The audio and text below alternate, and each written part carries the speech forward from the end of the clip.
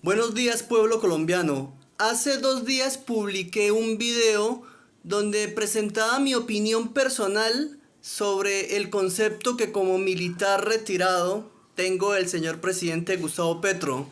El video se ha viralizado en redes sociales, ha tenido un buen alcance y hay comentarios positivos de mucha gente que apoya el gobierno del cambio, pero no deja de haber esa minoría de opositores muy ignorantes que presentan argumentos e insultos. Eso es normal en la polarización que tiene nuestro país, pero emplean mucho el calificativo de infiltrado y de que posiblemente en un pasado pude haberle servido a los grupos terroristas.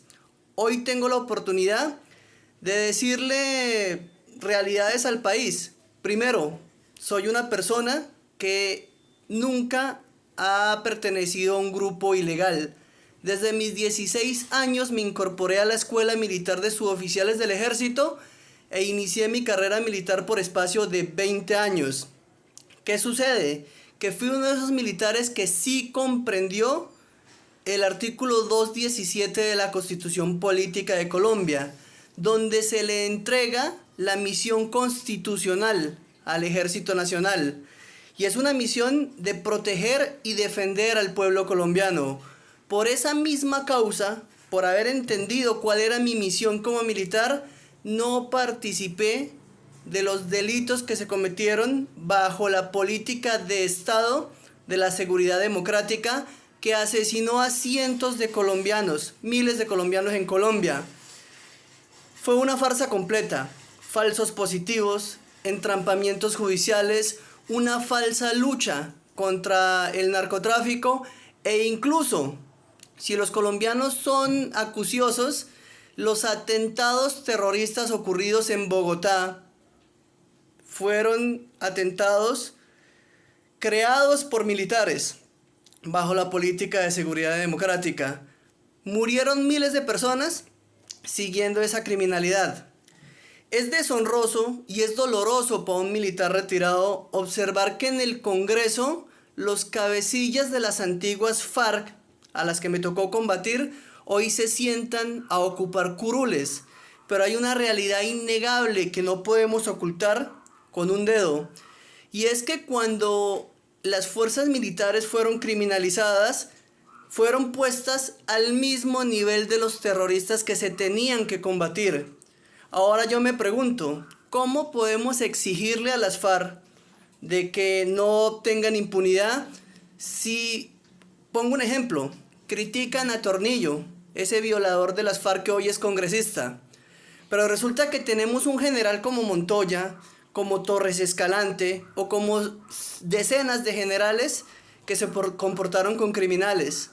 Precisamente criminalizar las fuerzas militares abrió la puerta para el Congreso en los acuerdos de paz. Y los acuerdos de paz fueron un éxito. Yo recuerdo con orgullo y con alegría cuando el director del hospital militar salió en una entrevista a decir que en el primer año del acuerdo militar habían caído pocos militares, habían 3 militares en el hospital militar, cuando en estado de guerra habrían miles. Eso fue un éxito, pero la creación de la JEP llenó a la derecha de temor, porque es un tribunal con la capacidad de encontrar la verdad y encontrar que los determinadores políticos son los líderes de la derecha y el principal determinador de ese genocidio, el señor Álvaro Uribe Vélez. No soy un infiltrado, sino soy un militar que respeta la institución. Soy un militar que ahora, cuando veo que el señor presidente Gustavo Petro, como comandante en jefe de las fuerzas militares, las lidera en legalidad, las lidera por el camino del respeto a los derechos humanos, no hago más que agradecerle al presidente, decirle al presidente que ese es el camino que debieron haber tenido siempre. Hay algo que yo le digo a Colombia. Cuando se iniciaron los primeros casos de falsos positivos, el señor presidente Álvaro Uribe Vélez, expresidente, pudo haber puesto fin desde el principio. Sin embargo, alentó, incentivó a que siguieran esos resultados operacionales falsos y trató de resolver la colisión de competencias entre la justicia ordinaria y la justicia penal militar a favor de la penal militar. Fueron fiscales lo que le exigieron al Estado colombiano de que fuera la justicia ordinaria la encargada de juzgar los casos de falsos positivos y se le salieron de las manos.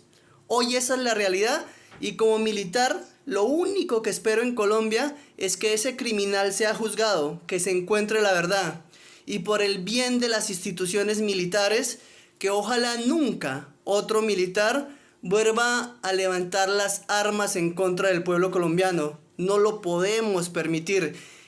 Y levantar las armas en contra del propio pueblo es la principal causa del debilitamiento militar. Sin embargo, salen políticos de la derecha a decir, ejemplo, que Gustavo Petro debilita a las fuerzas militares porque sacó de la institución a todos esos generales criminales y bandidos que comulgaban con el narcotráfico y la ilegalidad.